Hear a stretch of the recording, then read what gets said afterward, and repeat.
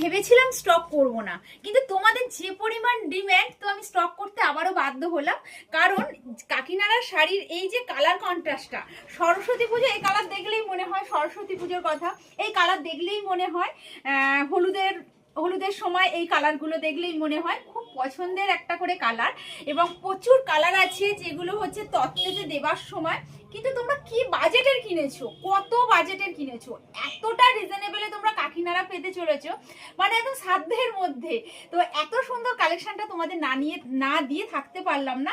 আর যে অপূর্ব অপূর্ব colour contrast গুলো দেখতে পাচ্ছ, প্রতিটা কালার সুন্দর। দেখো কালার জাস্ট লক্ষ্য দাও, এটা দেখো ব্ল্যাকের সাথে একদম রেড কালারের কন্ট্রাস্ট, অপূর্ব সুন্দর।